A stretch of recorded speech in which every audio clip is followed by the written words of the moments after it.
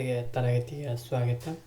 ತರಗತಿ ಪ್ರಾರಂಭ ಮಾಡೋಕ್ಕಿಂತ ಮುಂಚಿತವಾಗಿ ನಮ್ಮ ಒಂದು ಯೂಟ್ಯೂಬ್ ಚಾನಲಿಗೆ ಸಬ್ಸ್ಕ್ರೈಬ್ ಆಗಿ, ಜೊತೆಗೆ ಪ್ರತಿನಿತ್ಯ ತರಗತಿಗಳನ್ನು ವೀಕ್ಷಿಸಿ ಅನ್ನುತ್ತಾ ಇವತ್ತಿನ ತರಗತಿಯನ್ನು ಪ್ರಾರಂಭ ಮಾಡ್ತಾ ಹೋಗ್ತೀನಿ. ಇವತ್ತಿನ ತರಗತಿ ಬ್ಯಾಂಕುಗಳ ವಿಧ. ಇಂದ ತರಗತಿಯೊಳಗೆ ಬ್ಯಾಂಕ್ ಅಂದರೇನು, ಬ್ಯಾಂಕಿನ ಮಹತ್ವದ ಬಗ್ಗೆ ತಿಳ್ಕೊತಾ ಹೋದ್ವಿ. ಹಾಗಾದ್ರೆ ಆ ಬ್ಯಾಂಕುಗಳಲ್ಲಿ ವಿಧಗಳನ್ನು ಕಾಣ್ತಾ ಹೋಗ್ತೀವಿ. ಆ ಒಂದು ತರಗತಿಯೊಳಗೆ ಬ್ಯಾಂಕುಗಳ ವಿಧಗಳ ಬಗ್ಗೆ ಚರ್ಚೆಯನ್ನು ಮಾಡ್ತಾ ಹೋಗ್ತೀವಿ. ಈ ಬ್ಯಾಂಕುಗಳ ವಿಧಗಳನ್ನು ನೋಡ್ತಾವೆ. ಈ ಬ್ಯಾಂಕುಗಳಲ್ಲಿ ಅನೇಕ ರೀತಿಯಾದಂಥ ಬ್ಯಾಂಕುಗಳ ವಿಧಗಳನ್ನು ಕಾಣ್ತಾ ಹೋಗ್ತೀವಿ. ಅವುಗಳ ಬಗ್ಗೆ ಒಂದೊಂದೇ ಚರ್ಚೆಯನ್ನು ಮಾಡ್ತಾ ಹೋಗೋಣ. ಒಂದನೇದು ಕೈಗಾರಿಕಾ ಬ್ಯಾಂಕುಗಳು ಅಂತ ನೋಡ್ತಾವೆ. ಈ ಕೈಗಾರಿಕಾ ಬ್ಯಾಂಕುಗಳು ಏನು ಕೆಲಸ ಮಾಡ್ತಾವಪ್ಪ ಅಂದರೆ, ಈ ಕೈಗಾರಿಕಾ ಬ್ಯಾಂಕುಗಳು ಕೈಗಾರಿಕೆಗಳಿಗೆ ಅಲ್ಪಾವಧಿ ಮತ್ತು ದೀರ್ಘಾವಧಿ ಎರಡು ರೀತಿಯ ಸಾಲಗಳನ್ನು ನೀಡ್ತಾ ಹೋಗ್ತವೆ. ಅಂದರೆ ಕೈಗಾರಿಕಾ ಬ್ಯಾಂಕುಗಳಂದರೆ ಹೆಸರೇ ಸೂಚಿಸುವಂತೆ ಈ ಕೈಗಾರಿಕೆಗಳಿಗೆ ಅಲ್ಪಾವಧಿ ಮತ್ತು ದೀರ್ಘಾವಧಿ ಸಾಲಗಳನ್ನು ನೀಡ್ತಾ ಹೋಗ್ತವೆ. ಕೈಗಾರಿಕೆಗಳಿಗೆ ಬೇಕಾದಂಥ ಸ್ಥಿರ ಬಂಡವಾಳವನ್ನು ಒದಗಿಸಲು ದೀರ್ಘಾವಧಿ ಸಾಲವನ್ನು ನೀಡ್ತಾ ಹೋಗ್ತವೆ. ಹೆಸರೇ ಅಂದ್ರೆ ಆ ಕೈಗಾರಿಕೆಗಳು ಏನು ಮಾಡ್ತಾ ಹೋಗ್ತವೆ, ಅಲ್ಪಾವಧಿ ಮತ್ತು ದೀರ್ಘಾವಧಿ ಸಾಲಗಳನ್ನು ನೀಡ್ತಾವೆ. ಹಾಗಾಗಿ ಇವು ಕೈಗಾರಿಕಾ ಬ್ಯಾಂಕುಗಳು ಆಗ್ತಾ ಹೋಗ್ತವೆ. ಉದಾಹರಣೆ ನೋಡೋದಾದ್ರೆ ಕೈಗಾರಿಕಾ ಹಣಕಾಸು ನಿಗಮ, ಕೈಗಾರಿಕಾ ಸಾಲ ಮತ್ತು ಹೂಡಿಕೆ ನಿಗಮ, ಭಾರತೀಯ ಕೈಗಾರಿಕಾ ಅಭಿವೃದ್ಧಿ ಬ್ಯಾಂಕ್ ಮತ್ತು ವಿವಿಧ ರಾಜ್ಯ ಹಣಕಾಸು ನಿಗಮಗಳು ಈ ಒಂದು ಕೈಗಾರಿಕಾ ಬ್ಯಾಂಕ್ಗಳಿಗೆ ಉದಾಹರಣೆಗಳು ಆಗಿರ್ತಂತ ಕಾಣ್ತಾ ಹೋಗ್ತೀವಿ. ನಂತರದಲ್ಲಿ ವಿನಿಮಯ ಬ್ಯಾಂಕುಗಳು. ವಿನಿಮಯ ಬ್ಯಾಂಕುಗಳು ಅಂದರೆ ಏನಪ್ಪ ಅಂದ್ರೆ, ದೇಶದ ವಿದೇಶಿ ವ್ಯಾಪಾರಕ್ಕೆ ಹಣಕಾಸು ಒದಗಿಸ್ತಾ ಹೋಗ್ತವೆ ಮತ್ತು ವಿದೇಶಿ ಹಣವನ್ನು ವ್ಯವಹಾರವನ್ನು ಮಾಡ್ತಾ ಹೋಗ್ತವೆ. ವಿನಿಮಯ ಬ್ಯಾಂಕುಗಳಂದ್ರೆ ಏನಪ್ಪ ಅಂದ್ರೆ, ದೇಶದ ವಿದೇಶಿ ವ್ಯಾಪಾರ, ಯಾವುದೇ ಒಂದು ನಮ್ಮ ದೇಶ ವಿದೇಶಿ ವ್ಯಾಪಾರ ಮಾಡಬೇಕಪ್ಪ ಅಂದ್ರೆ ಹಣಕಾಸಿನನ್ನು ಒದಗಿಸ್ತಾ ಹೋಗ್ತವೆ. ಜೊತೆಗೆ ವಿದೇಶಿ ಹಣವನ್ನು ಏನು ಮಾಡ್ತಾ ಹೋಗ್ತವೆ, ವ್ಯವಹಾರವನ್ನು ಮಾಡ್ತಾ ಹೋಗ್ತವೆ. ಇಲ್ಲಿ ಹುಂಡಿಗಳು ಮುಖ್ಯ ಸಾಲದ ಸಾಧನೆಗಳಾಗ್ತಾ ಹೋಗ್ತವೆ ಮತ್ತು ಸಾಮಾನ್ಯ ಬ್ಯಾಂಕುಗಳ ವ್ಯವಹಾರವನ್ನು ಕೂಡ ಏನು ಮಾಡ್ತಾ ಹೋಗ್ತದೆ, ನಿರ್ವಹಣೆಯನ್ನು ಮಾಡ್ತಾ ಹೋಗ್ತದೆ. ಆದರೆ ಅದರ ಒಂದು ಪಾಲು ಕಡಿಮೆ ಆಗಿರೋದು ಕಂಡು ಬರ್ತಾ ಹೋಗ್ತದೆ. ಒಟ್ಟಾರೆಯಾಗಿ ವಿನಿಮಯ ಬ್ಯಾಂಕುಗಳು ಅಂದರೆ ಏನಪ್ಪ ಅಂದ್ರೆ, ಈ ವಿನಿಮಯ ಬ್ಯಾಂಕುಗಳು ಯಾವುದೇ ಒಂದು ದೇಶದ ವಿದೇಶಿ ವ್ಯಾಪಾರಕ್ಕೆ ಹಣಕಾಸನ್ನು ಒದಗಿಸ್ತಾ ಹೋಗ್ತವೆ. ಜೊತೆಗೆ ವಿದೇಶಿ ಹಣವನ್ನು ವ್ಯವಹಾರವನ್ನು ಮಾಡ್ತಾ ಹೋಗ್ತವೆ. ನಂತರದಲ್ಲಿ ಉಳಿತಾಯ ಬ್ಯಾಂಕುಗಳು. ಉಳಿತಾಯ ಬ್ಯಾಂಕುಗಳು ಅಂದರೆ ಏನಪ್ಪ ಅಂದ್ರೆ, ಈ ಬ್ಯಾಂಕುಗಳು ಏನು ಮಾಡ್ತಾ ಹೋಗ್ತಪ್ಪ ಅಂದ್ರೆ, ಕಡಿಮೆ ಆದಾಯ ಹೊಂದಿರುವವರಲ್ಲಿಯ ಉಳಿತಾಯದ ಒಂದು ಹವ್ಯಾಸವನ್ನು ಪ್ರೋತ್ಸಾಹ ಮಾಡ್ತಾ ಹೋಗ್ತವೆ. ಅಂದರೆ ಕೂಲಿ ಕಾರ್ಮಿಕರು ಮತ್ತು ದಿನಕೂಲಿಕಾರರು ಇವರು ಏನು ಮಾಡ್ತಾ ಹೋಗ್ತಾರೆ, ಕಡಿಮೆ ಆದಾಯ ಹೊಂದಿರು ಅಂದರೆ ಬಡತನದ ಕೆಳವರ್ಗದ ಒಂದು ವ್ಯಕ್ತಿಗಳಿಗೆ ಉಳಿತಾಯದ ಒಂದು ಹವ್ಯಾಸವನ್ನು, ಉಳಿತಾಯದ ಒಂದು ಹ್ಯಾಬಿಟನ್ನು ಯಾರು ಬೆಳೆಸ್ತಾರಪ್ಪ ಅಂದ್ರೆ ಉಳಿತಾಯ ಬ್ಯಾಂಕುಗಳು ಬೆಳೆಸ್ತಾ ಹೋಗ್ತವೆ. ಇವು ವ್ಯಕ್ತಿಗಳ ಸಣ್ಣ ಉಳಿತಾಯದ ಒಂದು ಸಂಗ್ರಹಕ್ಕೆ ಸಂಬಂಧಪಟ್ಟಿರೋದನ್ನು ಕಾಣ್ತಾ ಹೋಗ್ತವೆ. ಭಾರತದಲ್ಲಿ ಉಳಿತಾಯದ ಬ್ಯಾಂಕುಗಳು ವ್ಯವಹಾರವನ್ನು ಯಾರು ಮಾಡ್ತಾರಪ್ಪ ಅಂದ್ರೆ, ಅಂಚೆ ಕಚೇರಿಗಳು ಮತ್ತು ವಾಣಿಜ್ಯ ಬ್ಯಾಂಕುಗಳು ನಿರ್ವಹಣೆಯನ್ನು ಮಾಡ್ತಾ ಹೋಗ್ತವೆ. ಅಂದ್ರೆ ಆ ಒಂದು ಜನರಲ್ಲಿ ಉಳಿತಾಯದ ಒಂದು ಹವ್ಯಾಸವನ್ನು ಪ್ರೋತ್ಸಾಹಿಸ್ತಾ ಹೋಗ್ತವೆ. ಯಾವುದು, ಅಂಚೆ ಕಚೇರಿಗಳು ಮತ್ತು ವಾಣಿಜ್ಯ ಬ್ಯಾಂಕುಗಳು ನೋಡ್ತಾ ಹೋಗ್ತೀವಿ. ನಂತರದಲ್ಲಿ ಸಹಕಾರಿ ಬ್ಯಾಂಕುಗಳು. ಸಹಕಾರಿ ಬ್ಯಾಂಕುಗಳನ್ನು ನೋಡ್ತಾ ಹೋಗ್ತೀವಿ. ಸಹಕಾರಿ ಬ್ಯಾಂಕುಗಳು ಯಾವ ಒಂದು ತತ್ವದ ಮೇಲೆ ನಡೀತಾ ಹೋಗ್ತವೆ ಅಂದ್ರೆ, ಸಹಕಾರಿ ತತ್ವದ ಮೇಲೆ ಈ ಒಂದು ಬ್ಯಾಂಕುಗಳು ನಡೀತಾ ಹೋಗ್ತವೆ. ಅವು ಸಹಕಾರಿ ಸಂಘಗಳ ಕಾಯ್ದೆಯ ಅಡಿಯಲ್ಲಿ ನೋಂದಾಯಿಸಲ್ಪಟ್ಟಿರ್ತವೆ. ಈ ಸಹಕಾರಿ ಬ್ಯಾಂಕುಗಳು ಯಾವ ಕಾಯ್ದೆ ಅಡಿಯಲ್ಲಿ ನೋಂದಾಯಿಸಲ್ಪಟ್ಟಿರ್ತವಪ್ಪ ಅಂದ್ರೆ, ಸಹಕಾರಿ ಸಂಘಗಳ ಕಾಯ್ದೆ. ಯಾವ ಕಾಯ್ದೆ? ಸಹಕಾರ ಸಂಘಗಳ ಕಾಯ್ದೆಯ ಮೂಲಕ ಈ ಒಂದು ಸಹಕಾರಿ ಬ್ಯಾಂಕುಗಳು ನೋಂದಾಯಿಸಲ್ಪಟ್ಟಿರ್ತವೆ. ಅವು ತಮ್ಮ ಚಟುವಟಿಕೆಗಳನ್ನು ಸದಸ್ಯರುಗಳಿಗೆ ಮಾತ್ರ ಮಿತಿಗೊಳಿಸಿರ್ತವೆ. ಅಂದ್ರೆ ಸಹಕಾರಿ ಬ್ಯಾಂಕುಗಳು ಕೇವಲ ತಮ್ಮ ಒಂದು ಚಟುವಟಿಕೆಗಳ ಆ ಒಂದು ಬ್ಯಾಂಕುಗಳ ಸದಸ್ಯರುಗಳಿಗೆ ಮಾತ್ರ ಮಿತಿಗೊಳಿಸಿರ್ತಾರೆ. ಈ ಒಂದು ಬ್ಯಾಂಕುಗಳು ಸದಸ್ಯರಿಂದ ಠೇವಣಿಗಳನ್ನು ಸ್ವೀಕರಿಸ್ತಾ ಹೋಗ್ತವೆ. ಅಂದರೆ ಈ ಒಂದು ಬ್ಯಾಂಕುಗಳು ಸದಸ್ಯರಿಂದ ಠೇವಣಿಗಳನ್ನು ಸ್ವೀಕರಿಸ್ತಾ ಹೋಗ್ತಾರೆ ಮತ್ತು ಅವರಿಗೆ ನ್ಯಾಯೋಚಿತವಾದಂಥ ದರದಲ್ಲಿ ಸಾಲಗಳನ್ನು ಮುಂಗಡವಾಗಿ ನೀಡ್ತಾ ಹೋಗ್ತಾರೆ.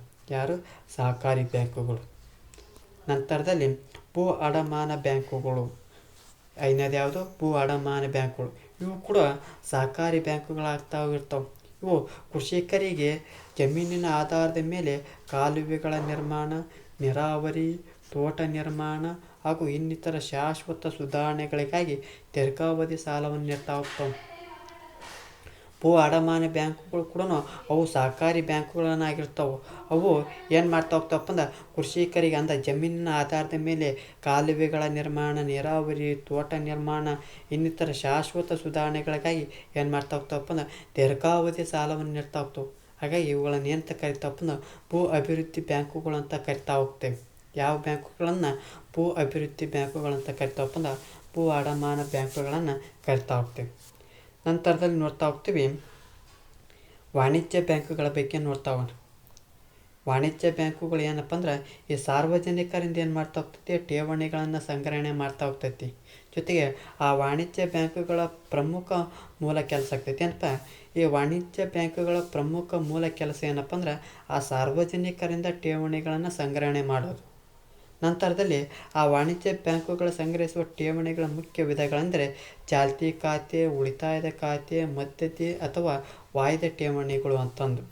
ಆ ವಾಣಿಜ್ಯ ಬ್ಯಾಂಕುಗಳು ಈ ಒಂದು ಖಾತೆಗಳ ಮೂಲಕ ಹಣವನ್ನು ಏನು ಮಾಡ್ತಾ ಹೋಗ್ತೈತಿ, ಸ್ವೀಕಾರ ಮಾಡ್ತಾ ಹೋಗ್ತದೆ. ಯಾವ ರೀತಿ ಚಾಲ್ತಿ ಖಾತೆಗಳ ಠೇವಣಿಗಳು ಅಂದ್ರೆ ಕರೆಂಟ್ ಅಕೌಂಟಿನ ಮೂಲಕ. ಚಾಲ್ತಿ ಖಾತೆಯ ಠೇವಣಿಗಳನ್ನು ಸಾಮಾನ್ಯವಾಗಿ ಯಾರು ಓಪನ್ ಮಾಡ್ತಾರಪ್ಪ ಅಂದ್ರೆ ವ್ಯವಹಾರಿ ಸಂಸ್ಥೆಗಳು, ವ್ಯಾಪಾರಗಾರರು, ಸಾರ್ವಜನಿಕ ಅಧಿಕಾರಸ್ಥರು ಈ ಒಂದು ಖಾತೆಯನ್ನು ತೆರೆತಾ ಹೋಗ್ತಾರೆ. ಇವು ಬಡ್ಡಿ ಗಳಿಸೋದಕ್ಕಿಂತ ಹೆಚ್ಚಾಗಿ ಚೆಕ್ಗಳ ಮೂಲಕ ಹಣ ಸಂದಾಯ ಮಾಡುವ ಅನುಕೂಲತೆಗಾಗಿ ಏನು ಮಾಡ್ತಾ ಹೋಗ್ತಾರೆ, ತೆರೆದಿರ್ತಾರೆ. ಈ ಚಾಲ್ತಿ ಖಾತೆಯು ಪದೇ ಪದೇ ಬ್ಯಾಂಕಿನ ವ್ಯವಹಾರವನ್ನು ನಡೆಸಲು ಸಹಾಯಕವಾಗ್ತೈತಿ. ಆದರೆ ಈ ಚಾಲ್ತಿ ಖಾತೆಯಲ್ಲಿ ಯಾವುದೇ ರೀತಿಯ ಬಡ್ಡಿಯನ್ನು ಈ ಒಂದು ಖಾತೆಯೊಳಗೆ ನೀಡಂಗಿಲ್ಲ. ಈ ಒಂದು ಚಾಲ್ತಿ ಖಾತೆಯೊಳಗೆ ಯಾವುದೇ ರೀತಿಯ ಬಡ್ಡಿ ಕೊಡಂಗಿಲ್ಲ. ನಂತರದಲ್ಲಿ ಉಳಿತಾಯದ ಖಾತೆ ಠೇವಣಿಗಳು ಅಂದರೆ ಸೇವಿಂಗ್ಸ್ ಅಕೌಂಟ್ ಅಂತ ನೋಡ್ತಾ ಹೋಗ್ತೀವಿ. ಈ ಒಂದು ಉಳಿತಾಯದ ಠೇವಣಿಗಳನ್ನು ಗ್ರಾಹಕರು ತಮ್ಮ ಚಾಲ್ತಿ ಆದಾಯದ ಒಂದು ಭಾಗವನ್ನು ಉಳಿತಾಯದ ಮಾಡೋಕ್ಕಾಗಿ ತೆರೀತಾರೆ. ಅಂದ್ರೆ ತಮ್ಮ ಒಂದು ಆದಾಯದ ಒಂದು ಭಾಗವನ್ನು ಉಳಿತಾಯವನ್ನು ಮಾಡ್ತಾರೆ. ಯಾವ ಖಾತೆಯೊಳಗೆ, ಉಳಿತಾಯದ ಖಾತೆಯೊಳಗೆ. ಗ್ರಾಹಕರು ತಮಗೆ ಅಗತ್ಯವಿರುವಾಗ ತಮ್ಮ ಖಾತೆಯಿಂದ ತಮ್ಮ ಹಣವನ್ನು ಏನು ಮಾಡ್ತಾ ಹೋಗ್ಬೋದು, ಹಿಂಪಡಿತಾ ಹೋಗ್ಬೋದು. ಬ್ಯಾಂಕು ಉಳಿತಾಯ ಠೇವಣಿಯಲ್ಲಿರುವಂಥ ಹಣಕ್ಕೆ ಸ್ವಲ್ಪ ಪ್ರಮಾಣದ ಬಡ್ಡಿಯನ್ನು ನೀಡ್ತಾ ಹೋಗ್ತೈತಿ. ಉಳಿತಾಯದ ಖಾತೆಯೊಳಗೆ ಏನು ನೋಡ್ತಾವಪ್ಪ ಅಂದ್ರೆ ಈ ಉಳಿತಾಯ ಖಾತೆಗಳಿಗೆ ಏನು ಮಾಡ್ತಾ ಹೋಗ್ತಾರೆ, ಬಡ್ಡಿಗಳನ್ನು ನೀಡ್ತಾ ಹೋಗ್ತಾರೆ. ಅಂದ್ರೆ ಈ ಒಂದು ಉಳಿತಾಯ ಖಾತೆಗಳನ್ನು ಚಾಲ್ತಿ ಆದಾಯದ ಒಂದು ಭಾಗವನ್ನು ಉಳಿತಾಯ ಮಾಡೋಕ್ಕೆ ಈ ಒಂದು ಖಾತೆಯನ್ನು ತೆರೆದಿರ್ತಾರೆ.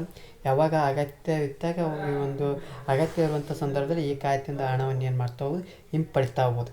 ಈ ಒಂದು ಖಾತೆಗೆ ಏನು ಮಾಡ್ತಾ ಹೋಗ್ತೈತಿ, ಬಡ್ಡಿಯನ್ನು ನೀಡ್ತಾ ಹೋಗ್ತಾರೆ. ಇನ್ನೊಂದು ಕಾಲಾವಧಿ ಠೇವಣಿಗಳು ಅಂತ ನೋಡ್ತಾ ಹೋಗ್ತೀವಿ. ಅಂದರೆ ಈ ಕಾಲಾವಧಿ ಠೇವಣಿಗಳು ಅಂದ್ರೆ ಏನಪ್ಪ ಅಂದ್ರೆ ಫಿಕ್ಸ್ಡ್ ಡೆಪಾಸಿಟ್ ಮತ್ತು ರಿಕರಿಂಗ್ ಅಕೌಂಟ್ ಅಂತ ಕರಿತಾ ಹೋಗ್ತೀವಿ. ಅಂದ್ರೆ ಈ ಮಧ್ಯದ ಠೇವಣಿಗಳು ಹೂಡಿಕೆದಾರಿಗೆ ಏನು ಮಾಡ್ತಾರೆ, ಅವರ ಅಸಲಿಗೆ ಸುರಕ್ಷತೆ ಮತ್ತು ಹೆಚ್ಚಿನ ಒಂದು ಪ್ರತಿಫಲವನ್ನು ತಂದುಕೊಡುವಂಥ ಸಾಧನಗಳಾಗ್ತವೆ. ಈ ಒಂದು ನಿರ್ದಿಷ್ಟ ಅವಧಿಗಾಗಿ ತೆರೆದಂಥ ಠೇವಣಿಗಳಾಗಿರೋದ್ರಿಂದ ಇವುಗಳನ್ನು ಏನಂತ ಕರಿತಪ್ಪ ಅಂದ್ರೆ ವಾಯಿದೆ ಠೇವಣಿಗಳಂತಂದು ಕರಿತಾರೆ. ಅಂದ್ರೆ 6 ತಿಂಗಳಿಗೆ 1 ವರ್ಷಕ್ಕೂ ಅಂದ್ರೆ ಒಮ್ಮೆ ಕಟ್ಟಿದ ಹಣವು 6 ತಿಂಗಳಿಗೆ ಅಥವಾ 1 ವರ್ಷಕ್ಕೆ ಸೀಮಿತವಾಗಿ ಅಲ್ಲಿವರೆಗೂ ಇದನ್ನು ಡೆಪಾಸಿಟ್ ಮಾಡೋದು. ಅಲ್ಲಿವರೆಗೂ ಹಣವನ್ನು ಹಿಂಪಡೆಯಕ್ಕೆ ಕೊಡೋಂಗಿಲ್ಲ. ಅಂದ್ರೆ ಆ ಒಂದು ಪ್ರವರ್ತಮಾನಕ್ಕೆ ಏನು ಮಾಡ್ತಾ ಹೋಗ್ತಾರೆ, ಆ ಹಣವನ್ನು ಏನು ಮಾಡ್ತಾ ಹೋಗ್ತಾರೆ, ಸಂಗ್ರಹಣೆಯನ್ನು ಮಾಡ್ತಾ ಹೋಗ್ತಾರೆ. ಇದಿಷ್ಟು ಏನಪ್ಪ ಅಂದ್ರೆ ಈ ವಾಣಿಜ್ಯ ಬ್ಯಾಂಕುಗಳಲ್ಲಿ ಸ್ವೀಕರಿಸುವಂಥ ಹಣದ ವಿವಿಧ ಖಾತೆಗಳ ಬಗ್ಗೆ ನೋಡ್ತೀವಿ. ಯಾವ ರೀತಿ ಚಾಲ್ತಿ ಖಾತೆ ಮತ್ತು ಉಳಿತಾಯ ಖಾತೆ ಮತ್ತು ವಾಯಿದೆ ಖಾತೆ. ಚಾಲ್ತಿ ಖಾತೆಗಳು ವ್ಯಾಪಾರಸ್ಥರು ತೆಗಿತಾ ಹೋಗ್ತಾರೆ. ಉಳಿತಾಯ ಖಾತೆಗಳು ದಿನಕೂಲಿಕಾರರು ಮತ್ತು ವಾಯಿದೆ ಠೇವಣಿಗಳು ಒಂದು ಪ್ರವರ್ತಮಾನಕ್ಕೆ ಇಡುವಂಥ ಹಣವನ್ನು ವಾಯಿದೆ ಠೇವಣಿಗಳಂತ ಕರಿತಾ ಹೋಗ್ತೀವಿ. ಹಾಗಾದರೆ ಈ ಒಂದು ತರಗತಿಯೊಳಗೆ ಬ್ಯಾಂಕುಗಳ ವಿಧಗಳ ಬಗ್ಗೆ ಚರ್ಚೆಯನ್ನು ಮಾಡ್ತಾ ಹೋಗ್ತೀವಿ. ಯಾವ್ಯಾವು ಕೈಗಾರಿಕಾ ಬ್ಯಾಂಕುಗಳು, ಕೈಗಾರಿಕೆಗಳಿಗೆ ದೀರ್ಘಾವಧಿ ಮತ್ತು ಅಲ್ಪಾವಧಿ ಸಾಲಗಳನ್ನು ನೀಡ್ತಾ ಹೋಗ್ತವೆ. ವಿನಿಮಯ ಬ್ಯಾಂಕುಗಳು ವಿದೇಶಿ ವ್ಯಾಪಾರಕ್ಕೆ ಮತ್ತು ವಿದೇಶಿ ಹಣದ ಒಂದು ವ್ಯವಹಾರವನ್ನು ಮಾಡ್ತಾ ಹೋಗ್ತೈತಿ. ಉಳಿತಾಯ ಬ್ಯಾಂಕುಗಳು ಏನಪ್ಪ, ಉಳಿತಾಯವನ್ನು ಮಾಡ್ತುವಂಥ ಬ್ಯಾಂಕುಗಳು ಆಗ್ತಾ ಹೋಗ್ತವೆ. ಸಹಕಾರಿ ಬ್ಯಾಂಕುಗಳು ಸಹಕಾರಿ ತತ್ವದಲ್ಲಿ ಈ ಒಂದು ಬ್ಯಾಂಕುಗಳು ನಡ್ತಾ ಹೋಗ್ತವೆ. ಜೊತೆಗೆ ಸಹಕಾರಿ ಸಂಘಗಳ ಕಾಯ್ದೆ ಅಡಿಯಲ್ಲಿ ಈ ಒಂದು ಬ್ಯಾಂಕುಗಳು ನೋಂದಾಯಿಸಲ್ಪಟ್ಟಿರ್ತವೆ. ಭೂ ಅಡಮಾನ ಬ್ಯಾಂಕುಗಳಂದ್ರೆ ಭೂ ಅಭಿವೃದ್ಧಿ ಬ್ಯಾಂಕುಗಳು ಅಂತ ಕರಿತಾ ಹೋಗ್ತವೆ. ಈ ಒಂದು ಬ್ಯಾಂಕುಗಳ ಬಗ್ಗೆ ಸಮಗ್ರವಾಗಿ ತಿಳ್ಕೊಳ್ತಾ ಹೋದಿ ಈ ಒಂದು ತರಗತಿ ಎಷ್ಟಾಗಿತ್ತಪ್ಪ ಅಂದ್ರೆ ನಮ್ಮ ಒಂದು ಯೂಟ್ಯೂಬ್ ಚಾನಲಿಗೆ ಸಬ್ಸ್ಕ್ರೈಬ್ ಆಗಿ, ಜೊತೆಗೆ ಈ ಒಂದು ತರಗತಿ ಎಷ್ಟಾಗಿತ್ತಪ್ಪ ಅಂದ್ರೆ ಲೈಕ್ ಮಾಡಿ, ಇಲ್ಲದಿದ್ದರೆ ಡಿಸ್ಲೈಕ್ ಮಾಡಿ. ಏನಾದರೂ ದೋಷಗಳು ಮತ್ತು ನಿಮ್ಮ ಒಂದು ಅಭಿಪ್ರಾಯವನ್ನು ಕಮೆಂಟ್ ಬಾಕ್ಸ್ನ ಮೂಲಕ ತಿಳಿಸಿ ಅನ್ನುತ್ತಾ ಈ ಒಂದು ತರಗತಿಯನ್ನು ಮುಗಿಸ್ತಾ ಇದ್ದೀನಿ. ಎಲ್ಲರಿಗೂ ಧನ್ಯವಾದಗಳು.